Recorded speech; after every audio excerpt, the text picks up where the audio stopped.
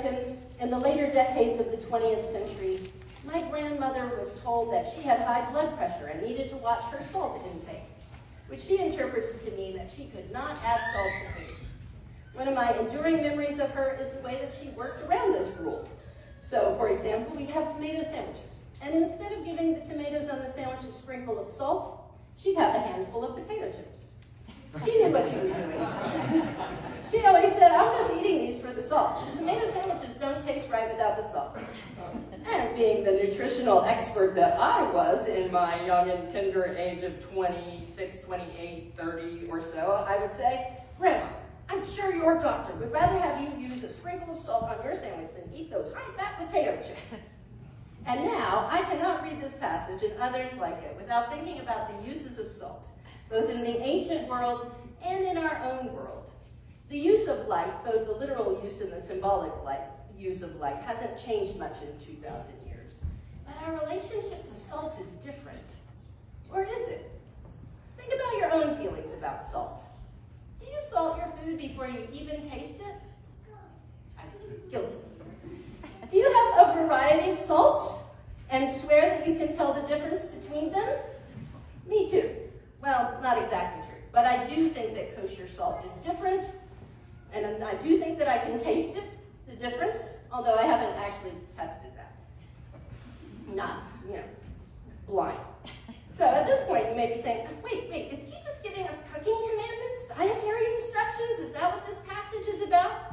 And I would say, no, not literally, probably. But in terms of how to live life, yes, he's using salt as a way of teaching us about the life of the faithful and the ways that the lives of faithful people can add dimension and nuance to their community, and in doing so, change the world beyond their communities. We've lost some of the aspects of this metaphor. In the time of Jesus, his Jewish listeners would have heard this message about salt and remembered that salt was a symbol of the covenant that God made with God's faithful people. Sacrifices in the temple would be sprinkled with salt as a sign of that covenant. Salt was also used as a preservative, one reason why canned food still has a fair amount of salt. But in ancient times, before refrigeration, salt was the kind of preservative that meant you could have meat long after the point where ordinary meat would spoil and rot. You could butcher an animal and not have to eat all the meat right away. You could get to the time of year where it was impossible to find fresh meat, and if you had salted meat, you would have a much more interesting diet. So, is that what this means in this context? What does it mean to think of ourselves as salt? Jesus is telling us that as believers, we enhance what is good. He is also telling us that faithful people elicit what is good. Just as salt brings out some qualities of food that we wouldn't have otherwise, followers of Jesus do the same for their societies. They make their societies better in ways that would not likely happen otherwise. Think about all the hospitals and universities and other types of schools and child care centers that wouldn't exist without the efforts of believers who took the words of Jesus about caring seriously.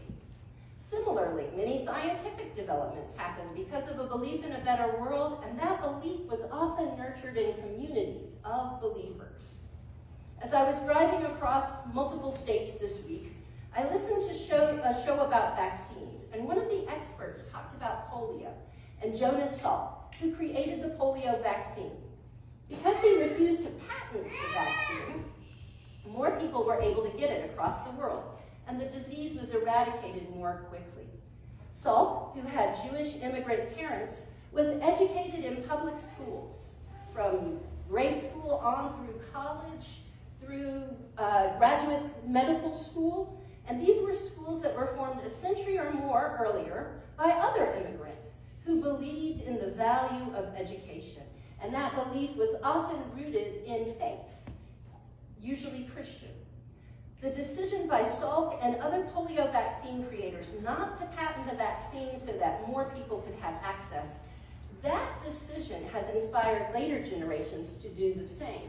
There was one set of creators of the COVID vaccine that decided, following Salk's example, not to patent it so that communities in Asia could have access to lower cost vaccines, which helped bring that disease into a more manageable state more quickly.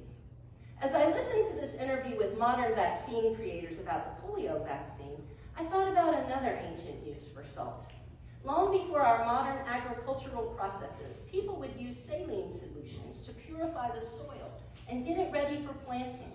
I thought about how previous generations can live faithfully and not only enhance and preserve their own societies where they live and grow, but also prepare soil for future generations to grow and thrive, to be examples for future generations in how to live generously and make the world better, the way that Jonah's salt is still an example for us in how to make the world better. However, another darker use of salt has been a constant across empires as a weapon of war. Across time, armies have sowed so much salt into the soil of adversaries that nothing else could take root. As I go back to our reading from Isaiah, as I think about the relentless march of armies and world history, I think of what it would mean to read these passages in the context of us being the salt that thwarts the evil that empires want to sow. If we feed the hungry, clothe the naked, care for those outside our family and friend groups, then we build a stronger society. You may have been taught, as I was taught, that good government should also want to do those things. But I was also taught a longer view of history, that empires often rule by way of fear. Fear of hunger, fear of exposure, fear of being cast out, fear of violence and imprisonment, fear of war. Those fears can keep us cowering in the shadows, not demanding the justice that God's law proclaimed by Christ, demands. If more of us cower, unsavory types can move in and make money from our collective misery. If we aren't active in our societies, who will do the work of preserving, fertilizing, enhancing, so that our world is more in line with what God envisions for humanity, instead of what wealthy millionaires and billionaires would inflict on us all? I know which one has the vision that is better for those of us outside of the elite. And it's not usually the wealthy millionaires and billionaires. It's God. The way God has been known through generations, through ordinary people like you and me, like my grandmother. My grandmother and I ate those tomato sandwiches in her breakfast nook, not in the formal dining room. And in that room, in that breakfast nook, in addition to boxes of breakfast cereal and the everyday dishes, sat her hymn book, her Bible, and her daily devotional. She used this, and I am still so pleased that this continues to be published.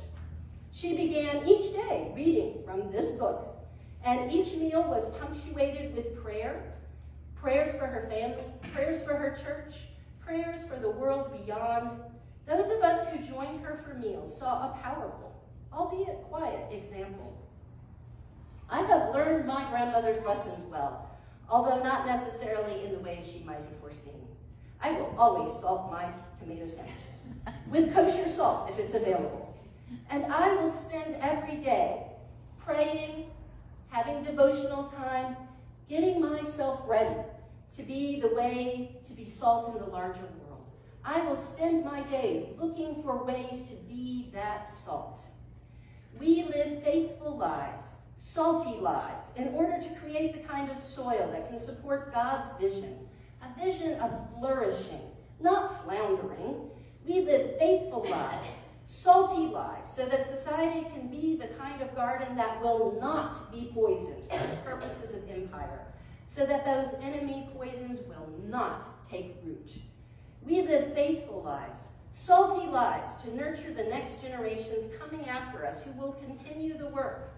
We are not useless condiments, salt without flavor, just taking up room on the shelf. No, we are here to keep our commitment to God.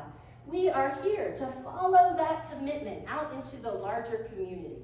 We are tiny grains of salt, each and every one of us good, each and every one of us able to overcome and overpower the evil that threatens to root itself in our communities. We are here, in the words of Isaiah, to rebuild the ruins, to restore the streets, to repair every breach. And in our doing, we will solidify the foundations for future generations.